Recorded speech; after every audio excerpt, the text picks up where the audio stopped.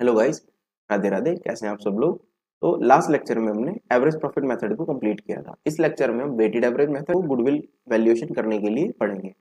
तो weighted average method होता क्या है, देखो।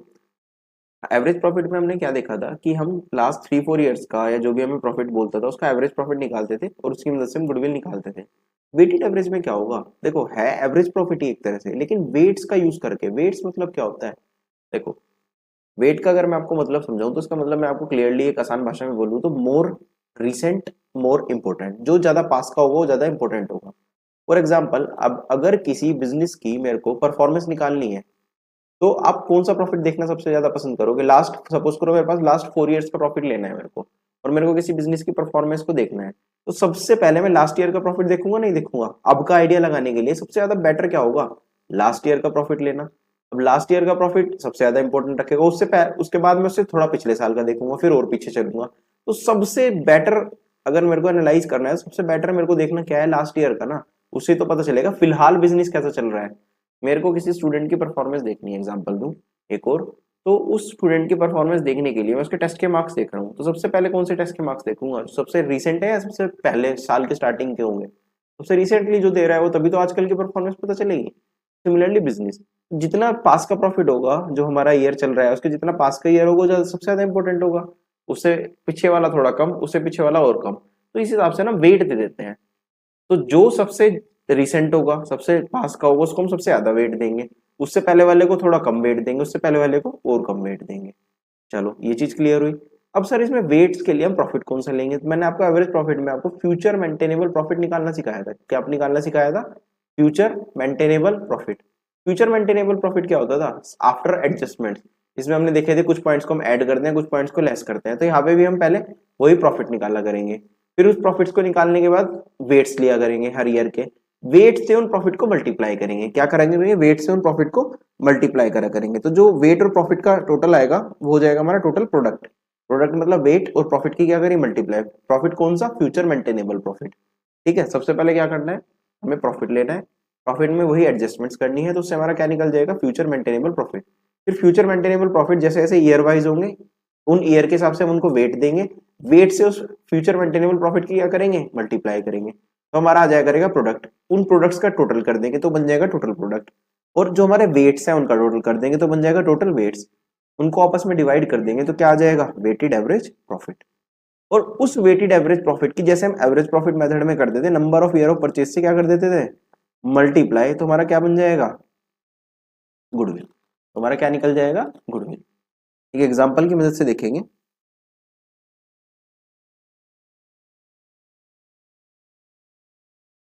देखें, मेरे को प्रॉफिट दे दिए लास्ट 4 ईयर्स के। क्या दे दिए, प्रॉफिट दे दिए लास्ट 4 ईयर्स के। अच्छा क्वेश्चन है, ध्यान से देखना। 2021 का, 22 का, 23 का, 24 का, 4 साल के मेरे को क्या दे दिए, प्रॉफिट्स दे दिए। अच्छा, प्रॉफिट के साथ साथ मेरे को कुछ एडजस्टमेंट्स भी दे रखी हैं। प्रॉफिट्स के साथ साथ मेरे को कुछ एडजस्टमेंट्स भी दे रखी हैं। तो सबसे मेरे को क्या निकालना पड़ेगा, फ्यूचर मेंटेनेबल प्रॉफिट, यानी कि एडजस्टमेंट करने के बाद का निकालना पड़ेगा।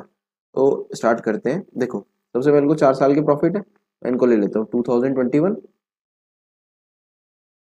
2022, 2023 एंड 2024। 4 साल के मैंने क्या ले लिए, प्रॉफिट्स ले लिए। अच्छा, कितने कितने हैं, 40,000।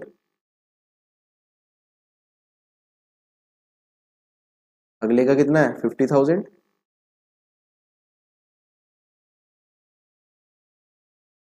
नेक्स्ट 80,000 और नेक्स्ट 80,000।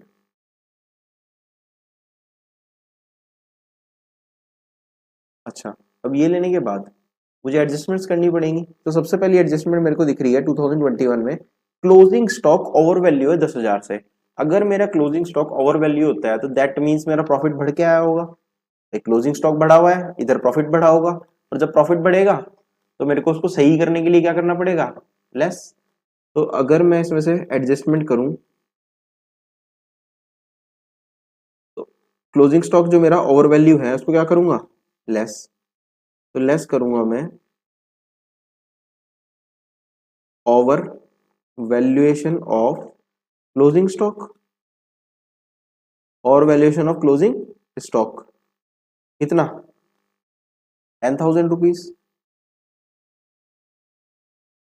ये लो मैंने लेस कर दिया। अब बड़े ध्यान से समझना एक दिमाग का पॉइंट, जो इस साल का क्लोजिंग स्टॉक है वो अगले साल का क्या बना होगा ओपनिंग स्टॉक। अगर इस साल का क्लोजिंग स्टॉक ओवर वैल्यू है तो क्या अगले साल का ओपनिंग स्टॉक ओवर वैल्यू नहीं होगा? डेफिनेटली होगा ना। तो अगले साल के ओपनिंग स्टॉक मेरा ओवर वैल्यू है, और जब मेरा ओपनिंग स्टॉक ओवर वैल्यू होता है तो प्रॉफिट कम होगा ज्यादा होगा? भाई प्रॉफिट कम होगा। और जब प्रॉफिट कम है तो उसको भी तो मेरे को सही करना पड़ेगा, तो वहां पे मैं क्या करूंगा अंडर वैल्यूएशन वो sorry over valuation of opening stock को क्या करूंगा ऐड, उसको बढ़ाऊंगा प्रॉफिट को सही करूंगा ताकि मेरा प्रॉफिट बढ़ जाए वापस। तो अब मैं ऐड करने वाला हूं अगले साल में क्या चीज over valuation of opening stock और वैल्यूएशन ऑफ ओपनिंग स्टॉक कितना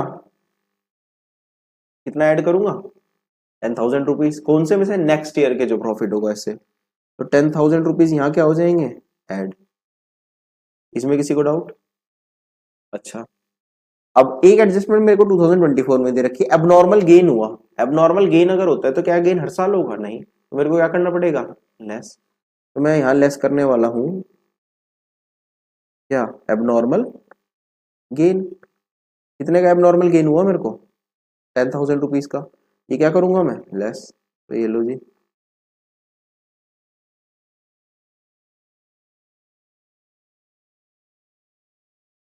तो मेरा अब क्या आ जाएगा निकल के फ्यूचर मेंटेनेबल प्रॉफिट, जिसको हम बोल सकते हैं करेक्ट प्रॉफिट, जो मेरे को चाहिए कैलकुलेशन के लिए गुडविल की।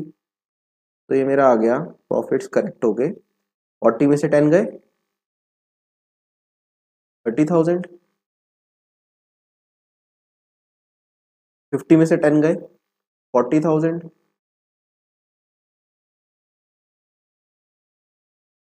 उसके बाद 80,000 एज इट इज आएगा।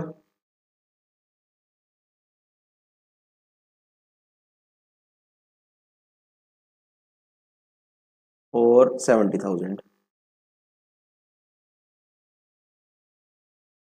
अच्छा अब मेरे प्रॉफिट सही हो के आ गए, अब मेरे को क्या निकालना पड़ेगा? अब मैं निकालूंगा वेट।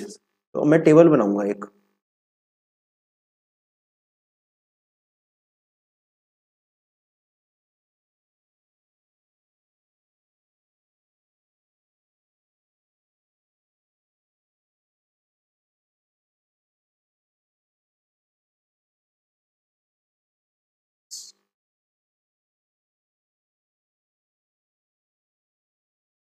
जी तो मैं टेबल बनाऊंगा, तो ये आ गया मेरे वेट्स ईयर, फिर वेट्स, वेट्स के बाद में क्या लूंगा प्रॉफिट, और फिर क्या निकलेगा मेरा प्रोडक्ट।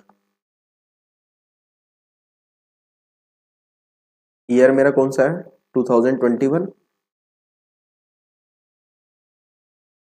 2022, 2023 और 2024। अच्छा पहले मैं सॉरी वेट्स ले लेता हूँ, प्रॉफिट्स पहले लिख लेता हूँ, वेट्स बाद में लिखेंगे। अब मैं ईयर के हिसाब से प्रॉफिट लेता हूँ। 2021 का मेरा एडजस्टेड प्रॉफिट कितना आया 30,000।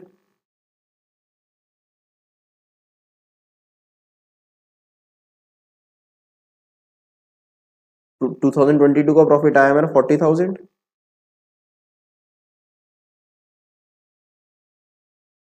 2023 का प्रॉफिट कितना आया 2023 का प्रॉफिट आया मेरा 80,000। और 2024 का प्रॉफिट कितना आया 70,000। अच्छा अब मैं लूंगा वेट्स, क्या लूंगा वेट्स। देखो सबसे रीसेंट प्रॉफिट कौन सा है, सबसे रीसेंट प्रॉफिट कौन सा है मेरा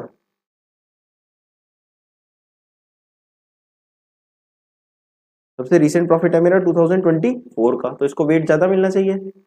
तो 1, 2, 3 एंड 4,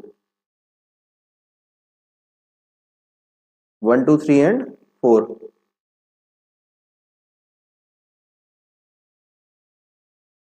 अगर मैं एक बार क्वेश्चन में देखूं तो वेट्स मैंने ना एक छोटी सी मिसप्रिंटिंग कर दी थी, ये 1, 2, 3 एंड 4 होगा जी। जी अब क्या करेंगे, प्रोडक्ट। अब किसका प्रोडक्ट करेंगे, प्रॉफिट की मल्टीप्लाई करेंगे वेट से। तो प्रॉफिट 30,000 की 1 में करूंगा तो क्या आएगा, 30,000। 40,000 की 2 में करूंगा तो क्या आएगा, 80,000। 80,000 की 3 में करूंगा तो क्या आएगा, 2,40,000।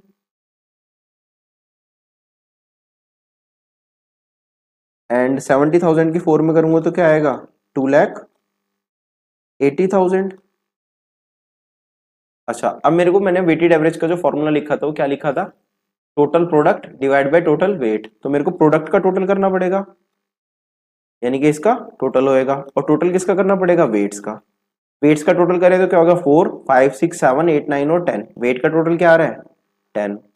और प्रोडक्ट का टोटल क्या आ रहा है, 2,80,000 एंड 2,40,000। कितना हो गया, 5,20,000, 6,00,000 और 6,30,000। यही तो आ रहा है, 6,30,000।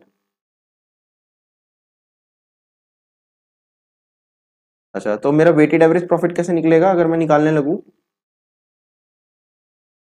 वेटेड एवरेज प्रॉफिट इक्वल क्या था मेरा, टोटल प्रोडक्ट। टोटल प्रोडक्ट कितना आया, 6,30,000। डिवाइड किससे करना पड़ेगा, टोटल वेट से, यानी कि 10 से। तो कितना आ गया, 63,000। कितना आ गया, 63,000 आ गया। अच्छा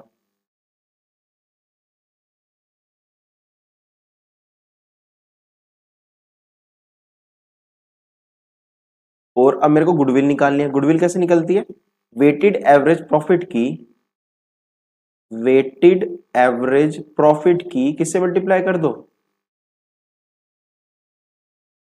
number of year of purchase से। Number of year of purchase कितने दिए हुए इस क्वेश्चन में,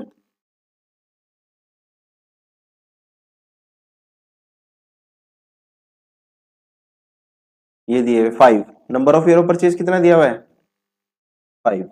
तो मैं, जो मेरा वेटेड एवरेज प्रॉफिट आया, इसकी मल्टीप्लाई किससे कर दूंगा, number of year of purchase से। तो मेरा वेटेड एवरेज प्रॉफिट कितना आया था, 63,000, और इसकी मल्टीप्लाई किससे कर दूंगा मैं, 5 से। तो कितना आ जाएगा, 3,15,000। तो ये मेरा क्या निकल गया, गुडविल। सबसे पहले हमने क्या किया, प्रॉफिट को सही किया, यानी कि फ्यूचर मेंटेनेबल प्रॉफिट निकाला। फिर वेट की टेबल बनाई। वेट की टेबल कैसे बनी, पहले क्या लिखा मैंने, ईयर, फिर प्रॉफिट, फिर वेट दिए उनको। जो रिसेंट प्रॉफिट है उसको ज्यादा वेट दिया जाएगा, उनके आपस में क्या कर दी, मल्टीप्लाई। फिर जो प्रोडक्ट आया उसका टोटल कर लिया, वेट का टोटल कर लिया, आपस में उनको डिवाइड कर दिया, तो निकल गया वेटेड एवरेज प्रॉफिट। एवरेज है ना। और उसके बाद मैंने उसको number of year of purchase से मल्टीप्लाई कर दिया, तो क्या निकल गई, goodwill. That is the method to calculate goodwill using weighted average profit method.